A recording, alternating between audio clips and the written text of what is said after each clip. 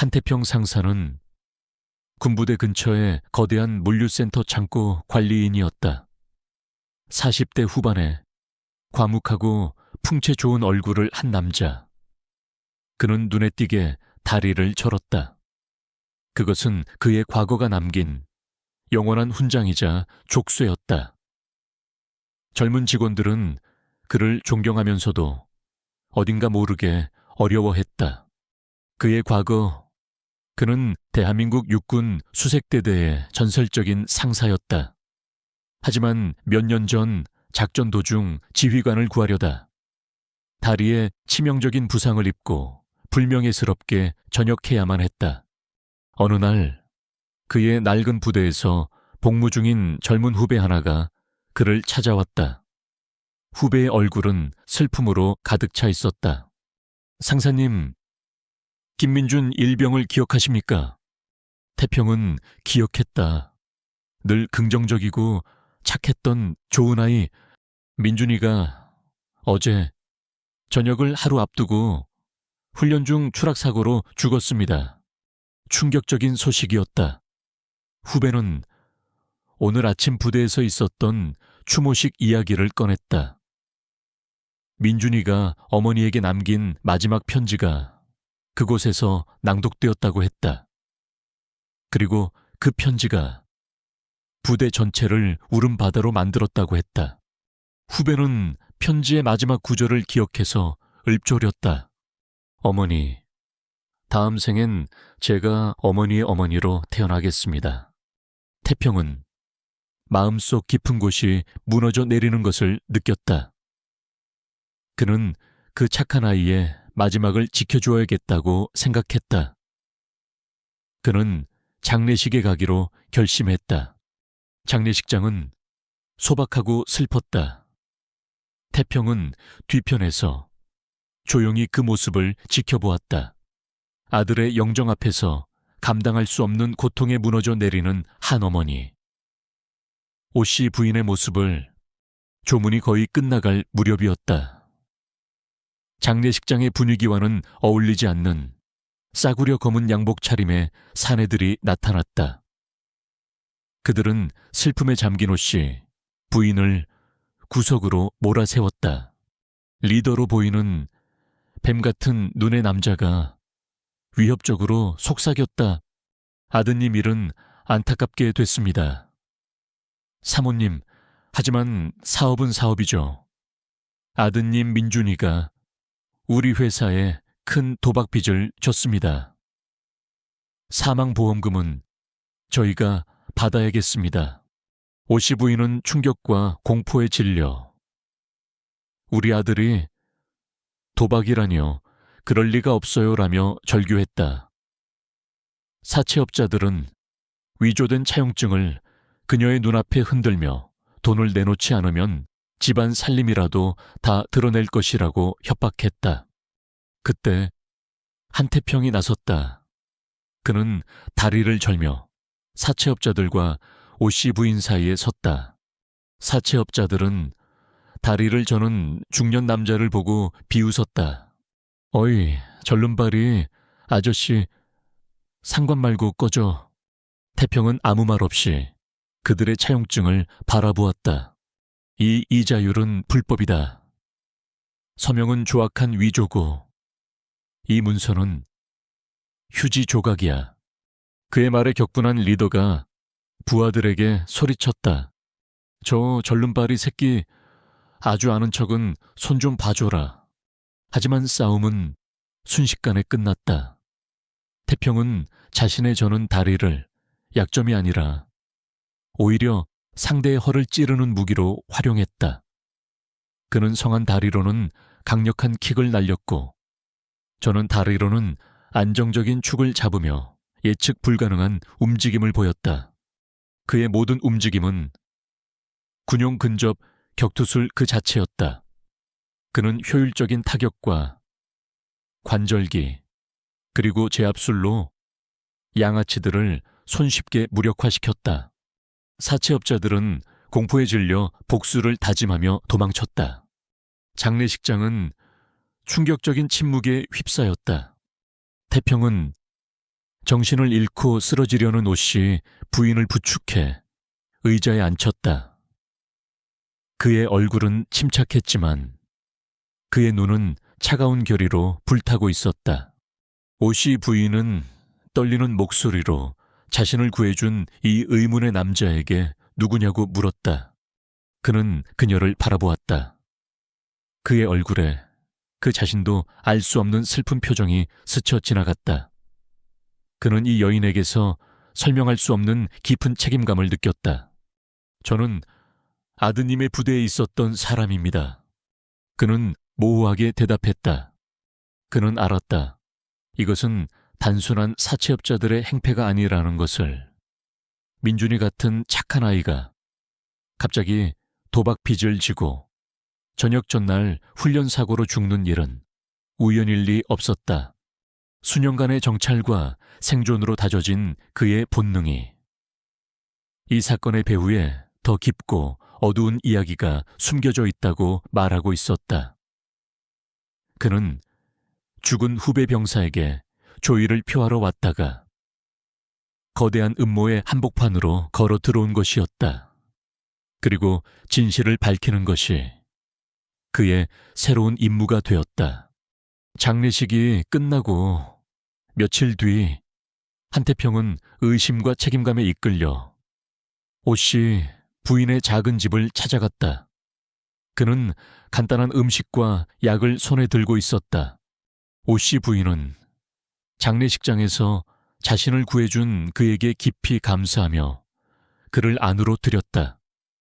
그녀는 여전히 슬픔에 잠겨 있었지만 동시에 사채업자들이 다시 찾아올까봐 두려워하고 있었다.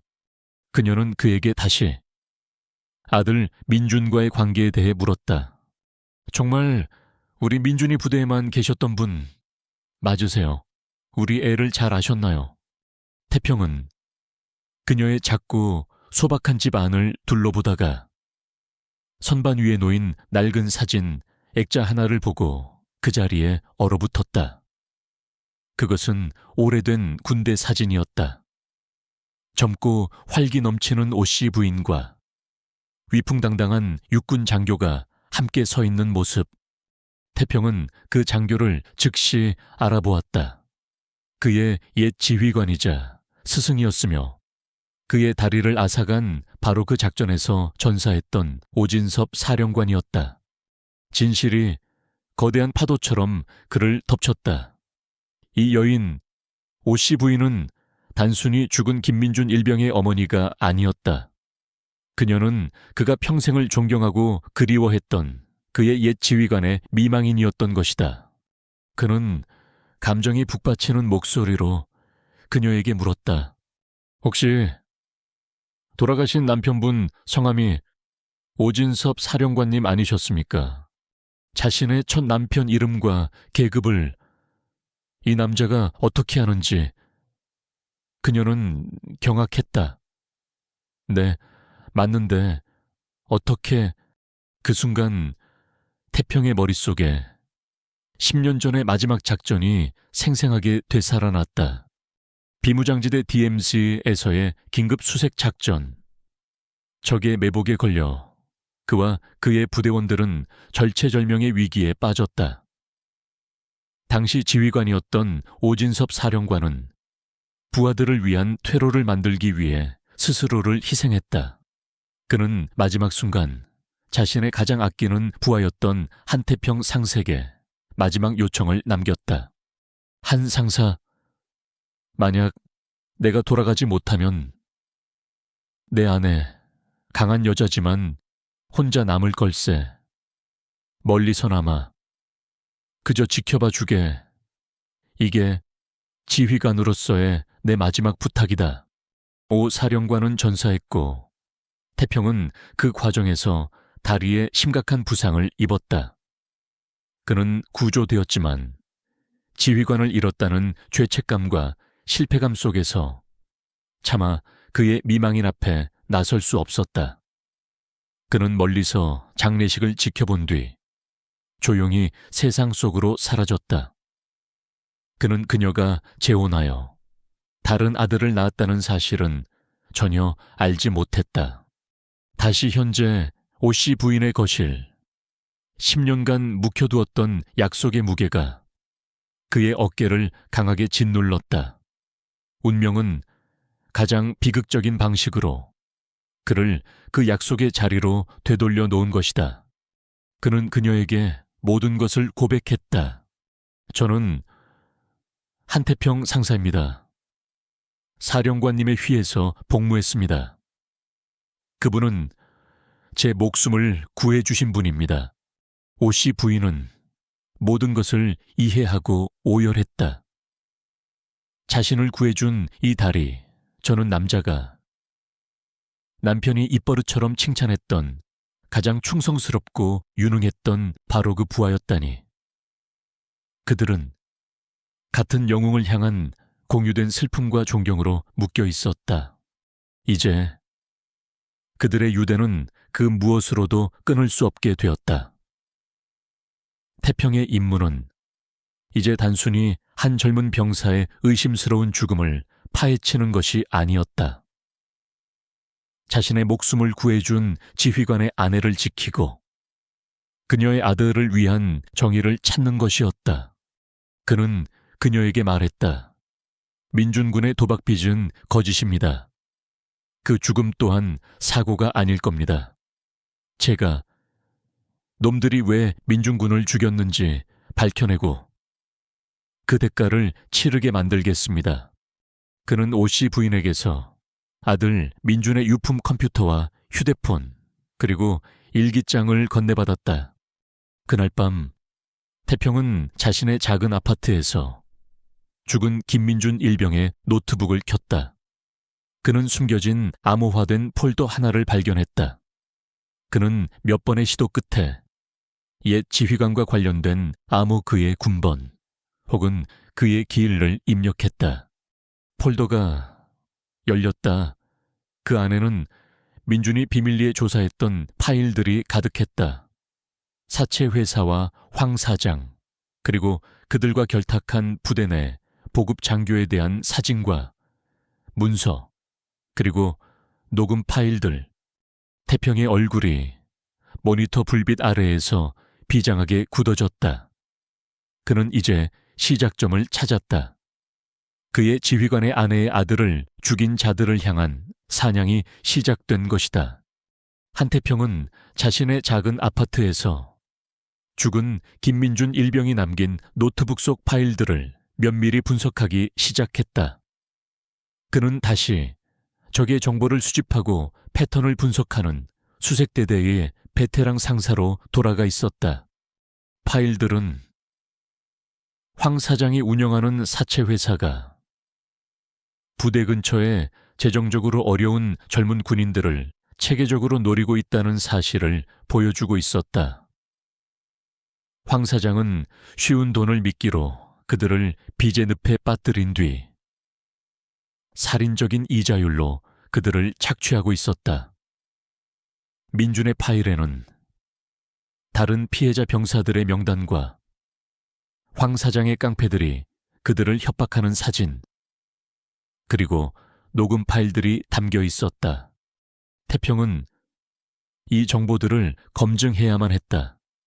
그는 다른 피해자들을 직접 만나 이야기해야 했다. 그는 군부대 바깥 휴가 나온 군인들이 돈을 쓰는 술집과 PC방 등을 찾아갔다. 그곳에서 그는 은퇴한 늙은 군인으로서 젊은 병사들에게 자연스럽게 접근했다. 그는 인간 정보를 수집하는 자신의 경험을 살려 교묘하게 질문을 던졌다. 그는 황 사장의 빚에 갇힌 다른 젊은 병사들을 몇 명 찾아낼 수 있었다. 그들은 처음에는 보복이 두려워 입을 열지 않았지만 태평의 조용하고 진심 어린 권위 앞에서 마침내 입을 열었다. 그들은 황 사장의 악랄한 수법에 대해 증언했다. 그리고 그들 모두 황 사장이 부대 내부에 어떤 병사들이 가장 재정적으로 취약한지 알려주는 내부 조력자를 두고 있는 것 같다고 말했다. 이것은 민준의 파일에 언급되었던 부패한 보급 장교의 존재를 암시했다. 한편 황 사장은 분노했다. 장례식장에서 얻어터졌던 사채업자들이 그 달이 저는 늙은이가 자신의 사업 주변을 킁킁거리고 다니고 있다고 보고한 것이다. 황 사장은 아직 태평의 정체를 몰랐지만 그를 자신의 수익성 좋은 사업에 대한 끈질기고 위험한 위협으로 간주했다. 그는 더 이상 말단 깡패들을 보내지 않기로 했다. 그는 직접 지울 수 없는 경고를 보내기로 결심했다. 그는 자신의 최정계 행동대원들을 모았다. 결전은 태평의 현재 직장인 물류센터 창고에서 벌어졌다. 황 사장의 행동대원들은 그의 직장 동료들을 위협하고 창고의 물건들을 부수며 그를 압박했다. 우리가 누군지는 모르겠지만 당신은 끼어들지 말아야 할 곳에 코를 들이밀고 있어. 황 사장님은 아주 강한 분이시지. 김민준이라는 군인놈도 그걸 아주 뼈저리게 배웠고 그만 수사를 멈추시지, 영감. 아니면 당신의 다른 쪽 다리도 첫 번째 다리처럼 되고 싶지 않다면 말이야. 민준의 죽음과 자신의 부상을 직접적으로 언급하는 그들의 협박은 선전포고였다. 태평은 물러서지 않았다. 창고 안에서 격렬한 싸움이 벌어졌다. 그는 창고의 환경을 자신의 무기로 활용했다. 산더미처럼 쌓인 선반, 무거운 팔레트, 지게차, 그리고 포장재들. 그는 수적으로 불리했지만 그의 전술적 두뇌와 전투 기술은 압도적이었다. 그는 좁은 통로를 이용해 적들을 분산시키고 선반을 쓰러뜨려 그들을 덮쳤으며 물류에 대한 지식을 이용해 그들을 함정에 빠뜨렸다. 싸움은 잔혹했지만 효율적이었다. 그는 자신의 다리를, 저는 약점을, 오히려 상대의 예측을 벗어나는 움직임으로 승화시켰다. 그는 결정적으로 행동대원들을 모두 제압했다. 패배한 행동대원들은 도망쳤다. 그의 직장 동료들은 자신들의 조용하고 다리 저는 관리자가 보여준 경이로운 힘 앞에서 충격에 휩싸였다. 태평은 이 직접적인 충돌 이후 황 사장이 더욱더 필사적이 될 것이라는 것을 알았다. 이제 이 조사는 개인적인 원한이 되었다. 그는 다시 민준이 남긴 파일들을 살펴보았다. 그는 젊은 병사가 단순히 사채업을 조사한 것이 아니라는 것을 깨달았다. 부대 내에 내부 조력자의 존재는 더 큰 무언가를 암시하고 있었다. 그는 민준이 보급로 이상 현상이라고 이름 붙인 하나의 파일을 주목했다. 그의 수색대 시절의 본능이 다시 깨어났다. 사채업은 그저 위장일 뿐이다. 진짜 범죄는 군부대 자체와 관련된 더 크고 위험한 무언가였다. 그는 새로운 파일을 열었다. 그의 얼굴이 비장하게 굳어졌다. 그는 전투에서는 이겼지만 이제 막 진짜 전쟁의 실체를 발견한 참이었다. 비밀은 그가 상상했던 것보다 훨씬 더 크고 위험했다. 한태평은 죽은 김민준 일병이 남긴 보급로 이상 현상이라는 파일을 분석하기 시작했다. 그 안에는 민준이 군부대의 유류 및 고가 장비 보급 기록에서 발견한 불일치점들과 그가 의심했던 정황들이 꼼꼼하게 기록되어 있었다. 그는 부대 내 누군가가 군수품을 빼돌려 암시장에 팔아넘기고 있다고 의심하고 있었다.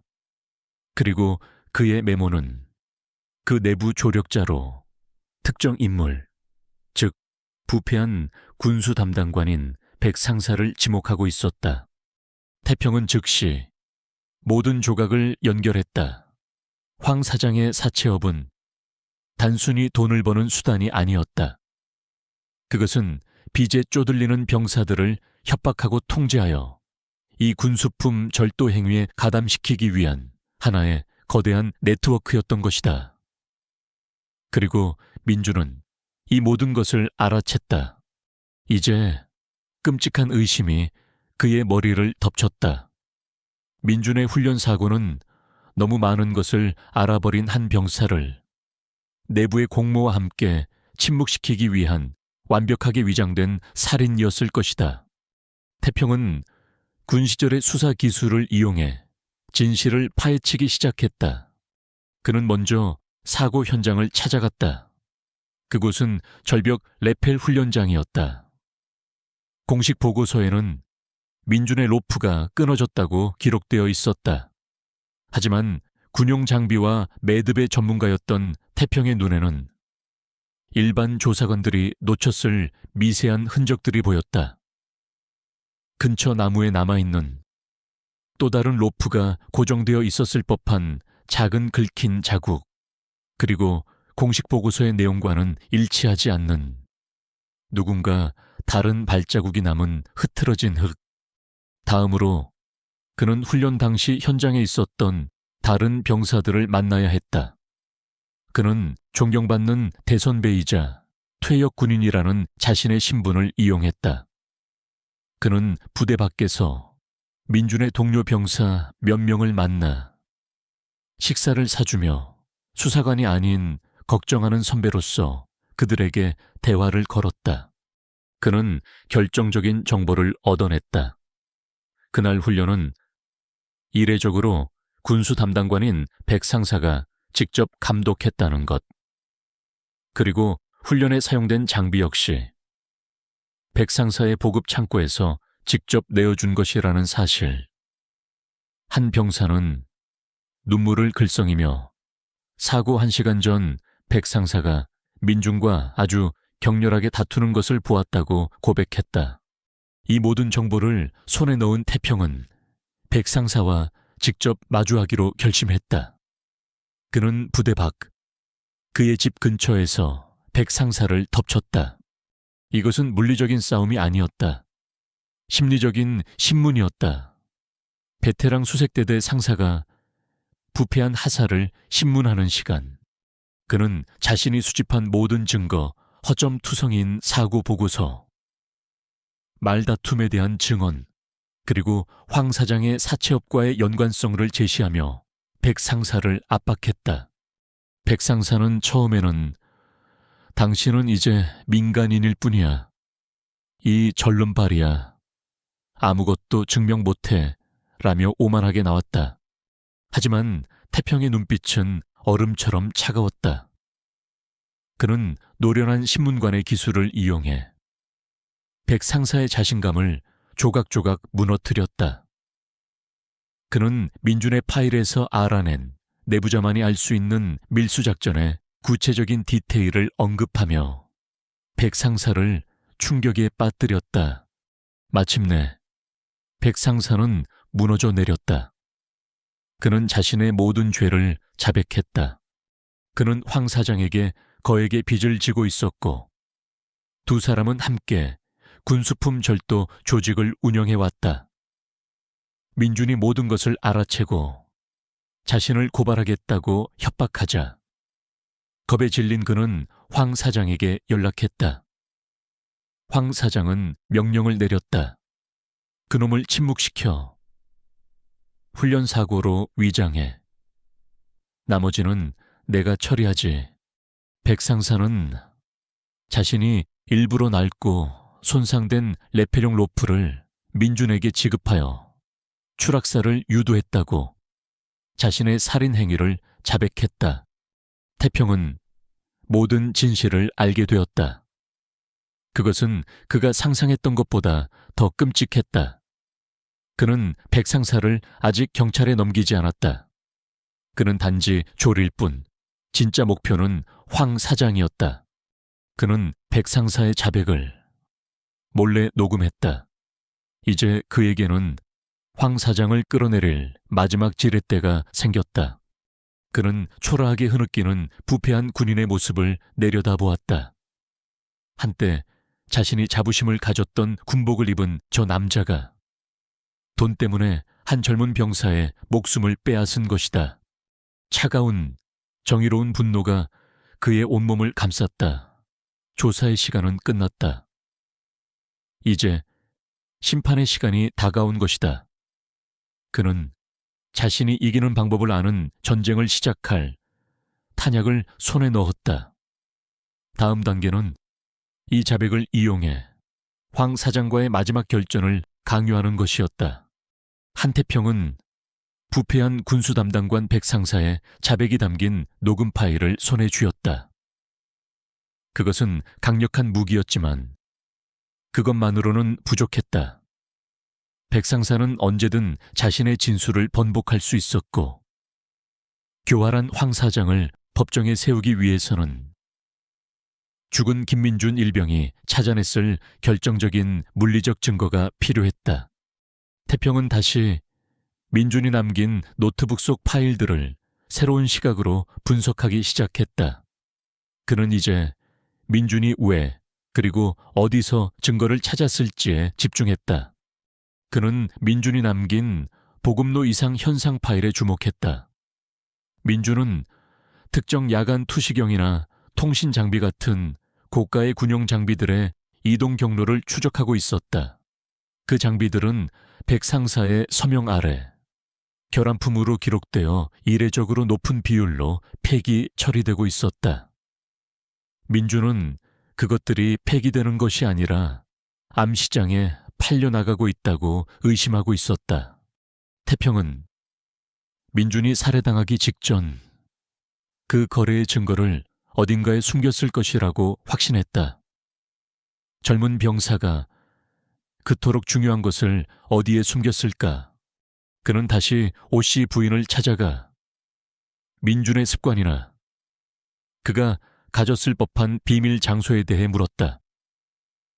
오씨 부인은 사소해 보이지만 중요한 기억 하나를 떠올렸다.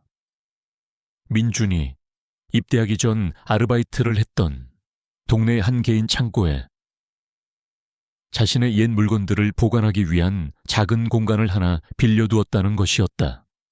그녀는 태평에게 그 창고의 열쇠를 건네주었다. 태평은 개인 창고로 향했다. 그는 민준의 낡은 유닛을 열었다.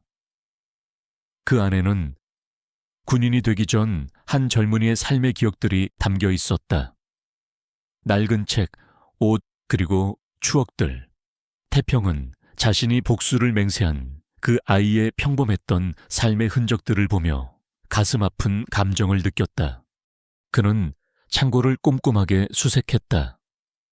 그리고 마침내 낡은 기타 케이스의 안감 속에 숨겨진 비밀 공간과 그 안에 담긴 외장 하드 드라이브와 작은 수첩을 발견했다. 그것이 민준이 남긴 마지막 증거였다.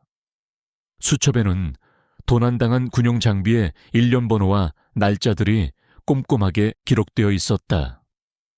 그리고 외장 하드 드라이브, 그 안에는 민준이 목숨 걸고 촬영한 영상이 담겨 있었다. 민준은 폐기 트럭을 몰래 뒤쫓았던 것이다. 영상 속에는 외딴 창고에서 백상사가 황 사장의 부하들에게 고가의 군용 장비들을 넘기고 그 대가로 현금 뭉치를 받는 장면이 선명하게 찍혀 있었다. 그것은 부패 네트워크 전체를 증명하는 반박할 수 없는 결정적인 증거였다. 민준의 살해 동기가 완벽하게 증명된 것이다.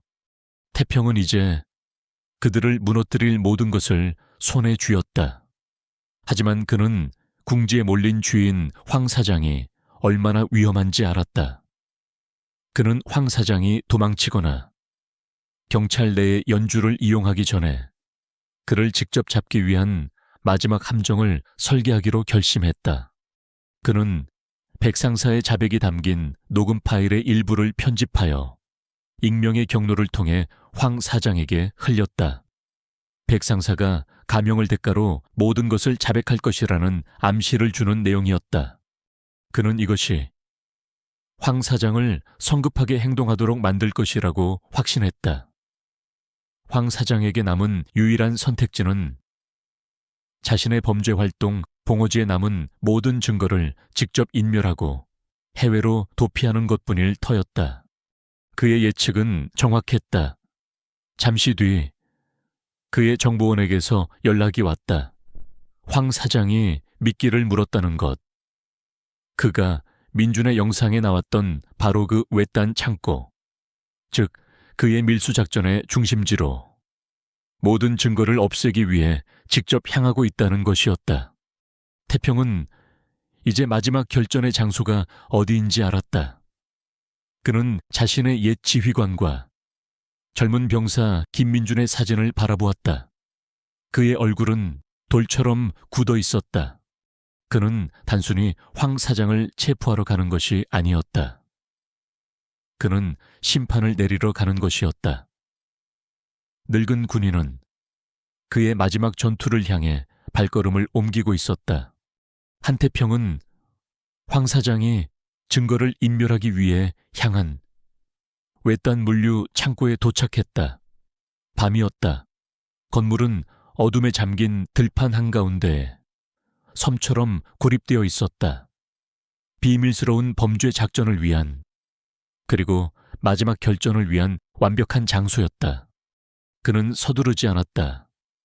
그는 수색대대의 본능으로 주변을 정찰하며 경비의 수화 위치, 그리고 건물의 구조를 파악했다.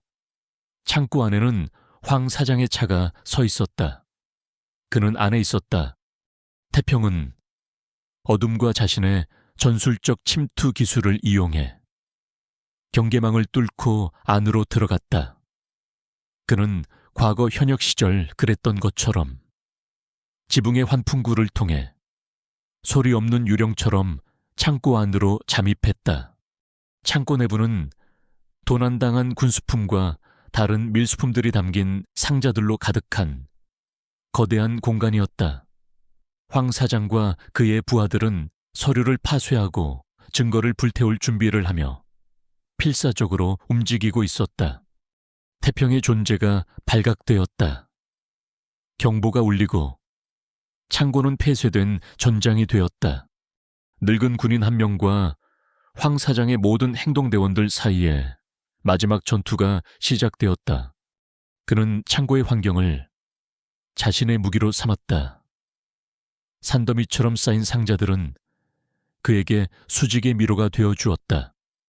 그는 지게차와 묵직한 쇠사슬, 그리고 손에 잡히는 모든 것을 즉석 무기이자 엄폐물로 활용했다. 그는 기습하고 빠지는 전술을 사용하며 적들이 자신을 포위하도록 내버려 두지 않았다.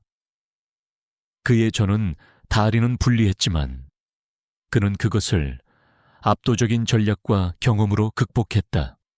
그는 마침내 황 사장이 숨어있는 뒤편의 사무실에 도달했다. 황 사장은 혼자가 아니었다. 그의 곁에는 가장 잔인하고 충성스러운 경호실장이 버티고 있었다. 태평과 경호실장의 마지막 결투가 벌어졌다. 지친 늙은 군인과 신선하고 강력한 젊은 킬러의 싸움. 경호실장은 태평의 다친 다리를 집요하게 공격하며 우위를 점했다. 그가 태평을 쓰러뜨리고 조롱하며 말했다. 넌 그저 부서진 늙은 군인일 뿐이야. 바로 그 순간 자신의 옛 지휘관과 젊은 병사 김민준의 얼굴을 떠올린 태평의 내면에서 마지막 힘이 솟구쳤다. 그는 자신의 다리에 가해지는 엄청난 부담을 감수하고 가장 위험하지만 가장 효과적인 최후의 근접 격투수를 사용했다. 그리고 마침내 경호실장을 쓰러뜨렸다. 이제 오직 황 사장만이 남았다. 평생을 돈과 깡패들 뒤에 숨어 살았던 남자는 이제 홀로 자신을 향한 정의의 분노와 마주해야 했다. 그는 목숨을 구걸했고 돈으로 회유하려 했으며 협박했다. 태평은 그를 무시했다. 그는 침착하게 황 사장이 파쇄하려던 남은 증거들을 확보했다.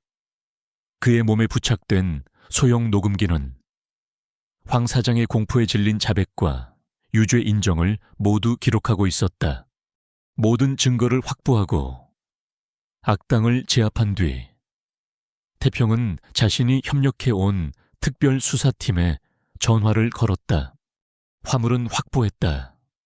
위치는 그는 초라하게 쓰러진 황 사장의 모습을 내려다보았다. 그는 그를 죽이지 않았다. 그는 군인이었지. 처형인이 아니었다. 그는 법이 마지막 심판을 내리게 할 터였다. 그 순간 밤의 정적을 가르며 멀리서 사이렌 소리가 들려오기 시작했다. 태평은 자신의 다리와 온몸의 부상에도 불구하고 쓰러진 적들로 가득한 창고의 중앙에 굳건히 서 있었다.